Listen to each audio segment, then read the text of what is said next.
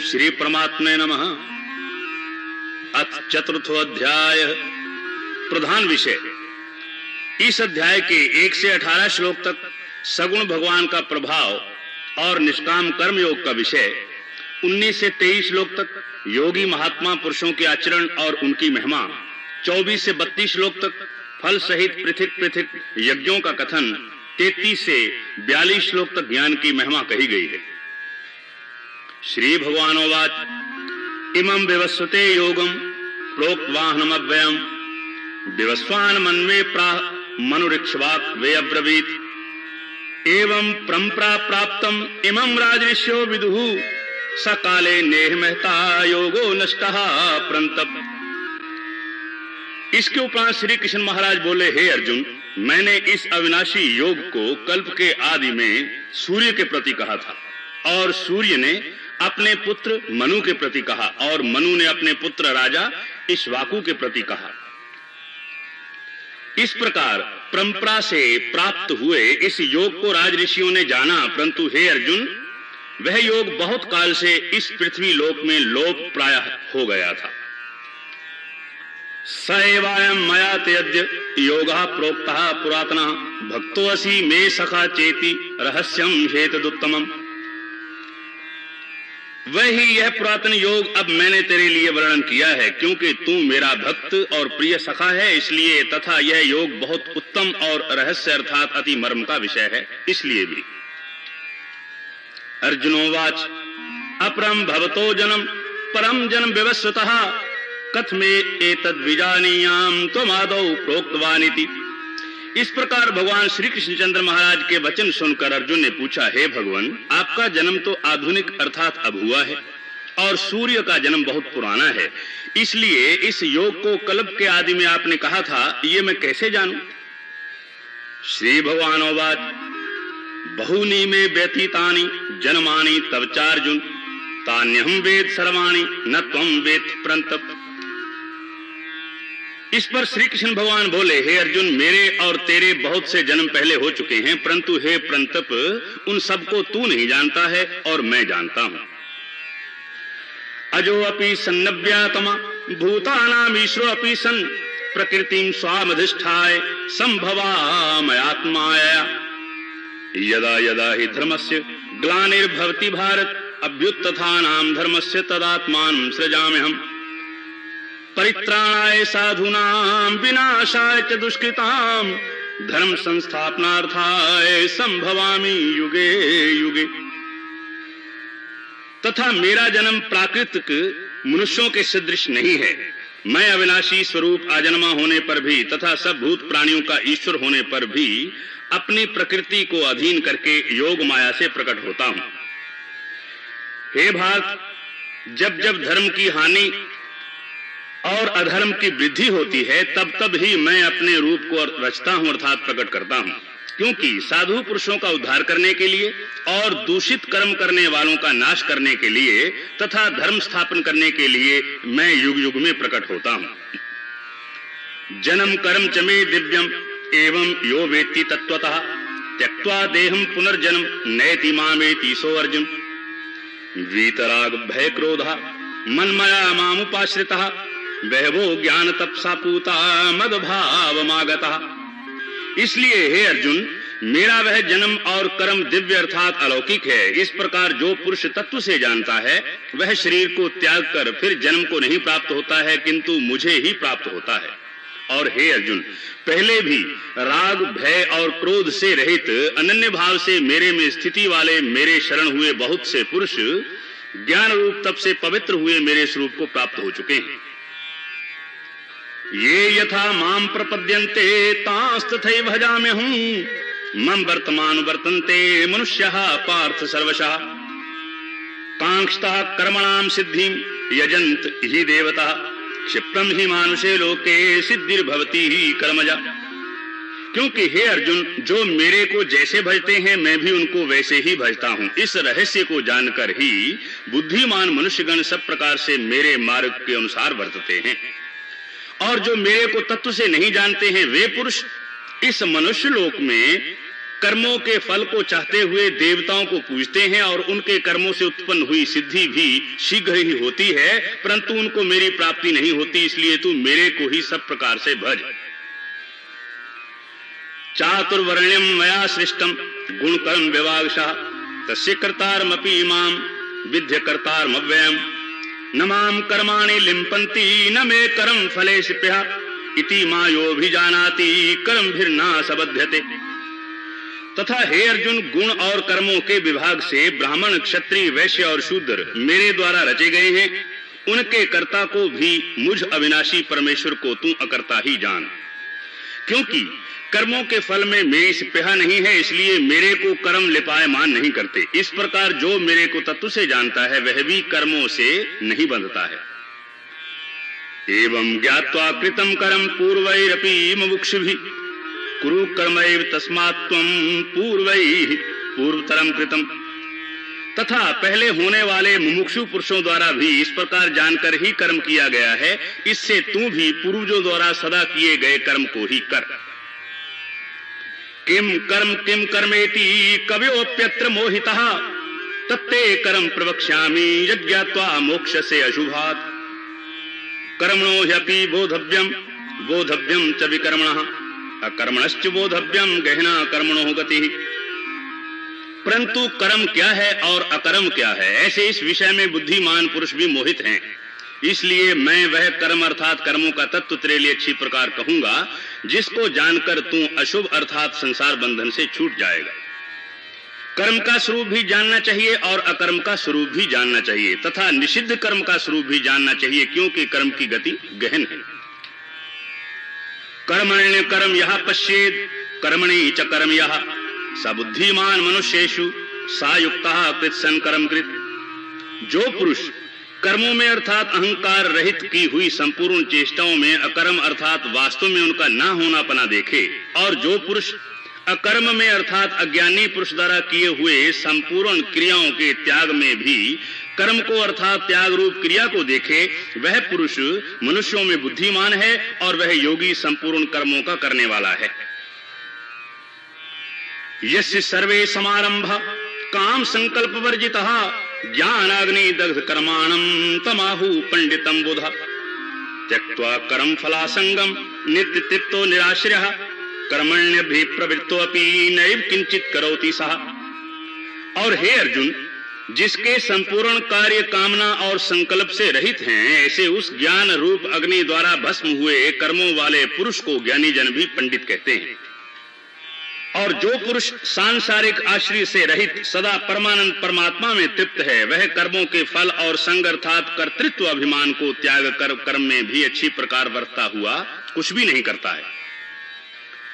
निराशीर्य चित्तात्मा त्यक्त सर्व परिग्रह शारीरम केवलम कर्म कुर्वन्नापनोति किल विषयम् यदृच्छा लाभ संतुष्टो द्वंद्वातीतो विमत्सरः समः सिद्धावसिद्धौ च कृत्वापि न निबध्यते। और जीत लिया है अंतःकरण और शरीर जिसने, तथा त्याग दी है संपूर्ण भोगों की सामग्री जिसने, ऐसा आशा रहित पुरुष केवल शरीर संबंधी कर्म को करता हुआ भी पाप को नहीं प्राप्त होता है। और अपने आप जो कुछ आप प्राप्त हो उसमें ही संतुष्ट रहने वाला और हर्ष शोक आदि द्वंद्वों से अतीत हुआ तथा मत्सरता अर्थात ईर्ष्या से रहित सिद्धि और असिद्धि में समत्व भाव वाला पुरुष कर्मों को करके भी नहीं बंधता है। गत संज्ञस्य मुक्तस्य ज्ञानावस्थित चेतसः यज्ञायाचरतः कर्म समग्रम प्रविलीयते ब्रह्मर्पणम ब्रह्म हविर ब्रह्माग्नौ ब्रह्मणाहुतम ब्रह्मैव तेन गंतव्यम ब्रह्म कर्म समाधिना। क्योंकि आसक्ति से रहित ज्ञान में स्थित हुए चित्त वाले यज्ञ के लिए आचरण करते हुए मुक्त पुरुष के संपूर्ण कर्म नष्ट हो जाते हैं। उन यज्ञ के लिए आचरण करने वाले पुरुषों में से कोई तो इस भाव से यज्ञ करते हैं कि अर्पण अर्थात सुरवादिक भी ब्रह्म है और हवि अर्थात हवन करने योग्य द्रव्य भी ब्रह्म है, और ब्रह्म रूप अग्नि में ब्रह्म रूप कर्ता के द्वारा जो हवन किया गया है वह भी ब्रह्म ही है।